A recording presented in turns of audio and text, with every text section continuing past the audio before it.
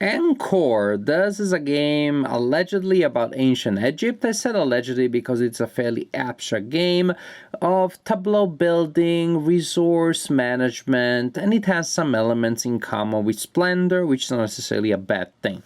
Ankh'or, I can't escape the feeling that there's a pun in the title. Okay, get it, but I just can't quite put my finger on what the pun is about. The game is in the box because actually, before I show you how the game works, I want to show the presentation because it's really quite charming. As you open the box and you remove the rule book, look at the presentation, so nice. Actually, this is how the game came. It was punched and placed in the game box like this. You have a coin representing the first player so that when the end of the game is triggered, you know when everybody has taken the same number of turns. You have these tiles here that you will shuffle, then some will be in play at the beginning of the game, and the remaining ones will be divided into two stacks of approximately equal length. And then you have this board here, which also acts as a cork. It blocks these other elements from moving to an extent, as you can see.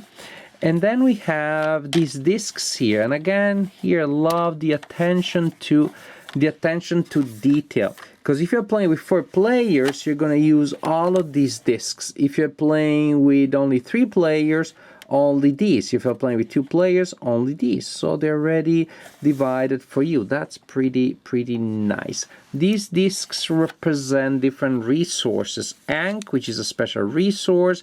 Then you have wood, tusks, plants, papyrus maybe, fish, and cloth.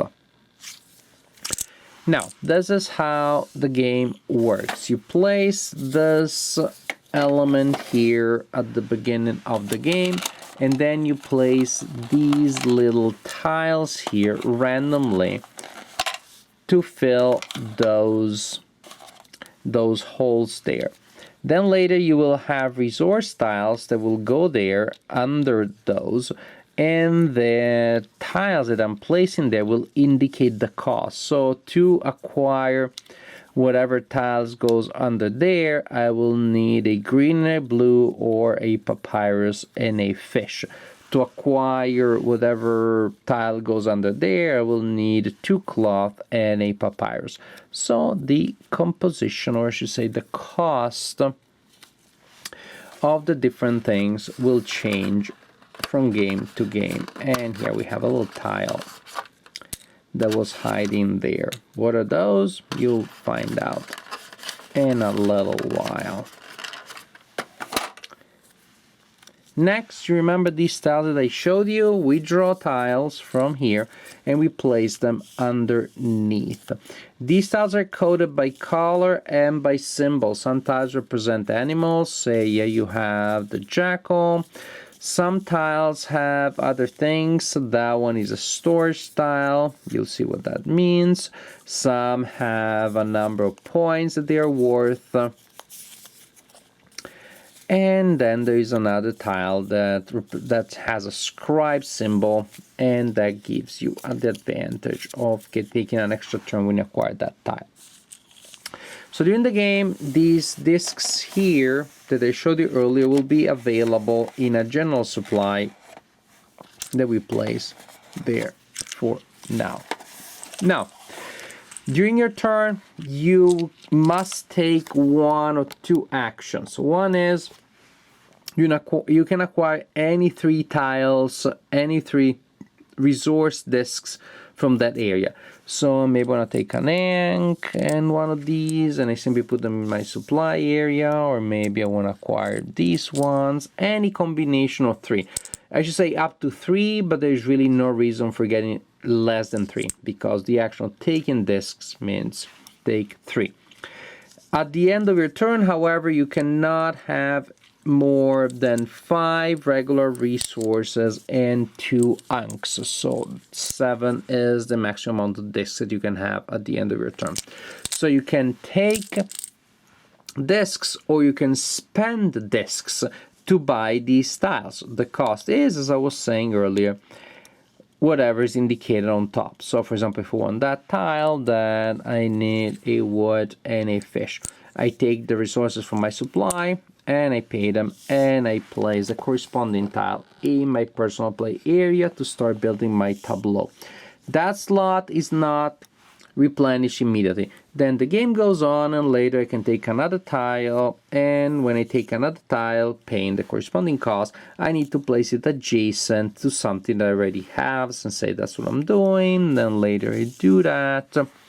Then later I do that. Now, when I have at least 4 tiles adjacent in this way to form a square, then I can place a tile on top, like in that area, like so.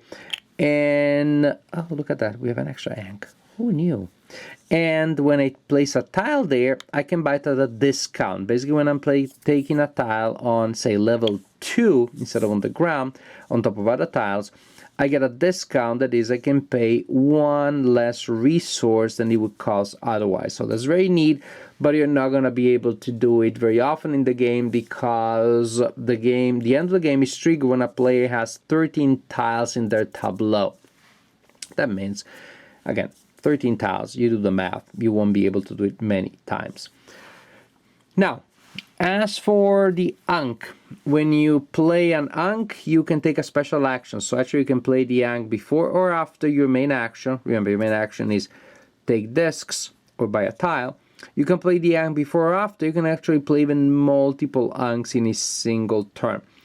An Ankh allows you to refresh the tiles here. So usually what happens is that you will move the remaining tiles, you slide them down to the left, and then you draw tiles to replenish the offer there in the market, like so. What you're trying to do, incidentally, in case I haven't explained it yet, is you're trying to form patterns with a lot of tiles with the same animal or the same color next to one another. The desert, for example, doesn't do anything for you, but it's still worth for coloring, for color scoring. When you take a warehouse and you place it in your area, you immediately take a desk of the same color and you place it there. During the game, you can also, well, spend a desk, and then you can use this as a storage place, so you can place discs of that color only there, and that allows you to exceed the standard limit of 5 resources at the end of your turn. What else? Again, I haven't seen the scribes yet. I'm looking for them in the offer, and I can't find them, because that's what happens when you're looking for something. The scribes, they look like this, and when you add the scribe to your tableau, then you can immediately take another turn. Don't worry, the turns are fast, so it's not like when you're taking a turn, oh, I have to wait 15 more minutes before I can go again. So you're building these things, again, trying to get as many tiles of the same color and or of the same with the same animal symbol together. The Ankh can also be used for another function. The main function, really what you use it most often, is to refresh the offer, but you can also spend an Ankh to move a tile somewhere in your area. You can move a tile at the ground level anywhere around your board. Say this one was here, and I want to move it there, so it's next to another red, because they only come with adjacent orthogonally. And or you can move a tile which is on top of the other tiles, but again, in which case you can only move it so that it stays on top, doesn't hang out, and well, it stays there. Also, when a tile on level 2 goes on a warehouse, then you discard the tile that might be there, and the warehouse cannot be used for such purposes anymore. Another important idea: when you have 5 tiles of the same color or with the same animal, then you immediately take one of these 3 bonus 3-point tiles. Say, for example, that I just place these tiles like this. Then I have 4 green ones that are adjacent to one another. As you can see, you can go from level 0 to level 1, or level 1 to level 2, whatever you want to call them, and that works. That will give me one of these 3-point tiles. Or I placed this tile here, then I have 1, 2, 3, 4, 5 jackals, and that also gives me one of these things. When you take a tile with a number and the number is 2, then it's simply worth 2 points at the end of the game. You continue like this until a player has 13 tiles in their tableau. At that point, that triggers the end of the game. You continue until every player has the same number of turns, and then you score points. You collect the points coming from the tiles that you collected and the points that are visible in your tableau. Next, you first score, I suggest, first the colors, then the animals. Colors, you score a point for each tile of a certain color next to a tile of the same color. So this group here is worth 2, 1 and 1. Single tiles of a color without any friend of the same color were 0. So this one is worth 0, this one is worth 0, these are worth 5, 0, 2 points, 0. And then you do the same looking at the animals only. This was 0 because there's no other hawk next to it. 5 because of the jackals, and then we have 0 for the scarab and 0 for this poor sad lonely hawk here. Collect points from those sources, and at the end of the game the player with the most points is the winner of the game. I really enjoyed Ankh'or. You may see it as a Splendor variant, and probably you'd be right, but it's one that has enough personality to function differently to really have a place in my collection, possibly in my rotation of games. It is a little more complex than Splendor. Maybe it has 1 or 2 more rules, 1 or 2 specific effects, but it's in that ballpark. It definitely can work as a gateway game. It works as a family game. I played it with my 7-year-old and with my 9-year-old daughters. They both understood it. They had no problem playing it. Of course, the strategy is not as efficient as that of an adult, but also they could have just played it without me. They didn't even need an adult helping them figuring things out. The game is that intuitive and simple once you, quote-unquote, once you get it. Now, the production, I have to address that. It's always nice to have production that looks good, but here I find it truly spectacular. For a game this small, really, so portable, those discs are such high quality, precisely the kind of quality that you have in the disc of Splendor. The tiles are thick and they look good. It just looks so nice, and the components are really nice to manipulate. But the main fun, the main element of enjoyment, of course, comes from gameplay, which is advantage of being very quick. It's a turn. Yeah, a turn you may fear, oh, it's going to be anticlimactic. My turn is going to be, I take 3 tokens and that's all I do, because really if you take a token then you can't spend in that turn, and so there is that. But I play with 3 people, and 20 seconds later sometimes it was already my turn to spend the tokens that I had bought the previous turns, because it takes less than a minute before the turn comes around. And I was playing with children, so with adults that know what they're doing. It may be better even, or it may be worse, you know, it depends. Don't play this with analysis paralysis players, because I guess that's really not going to work. Games never work with them, but there are games with mechanics, a simultaneous selection of action, they work a little bit better. But here, actually, for a game that simple, pick up some tokens or spend some tokens, you have enough things to think about that really makes it worth to invest in gameplay. I like how you can form your tableau, you can spend your unks to move things around. At the beginning, that seemed to be a little bit of an underwhelming option, but then actually, when you do move a tile and all of a sudden you're scoring 3 points instead of 0, that is significant. It's not bad at all.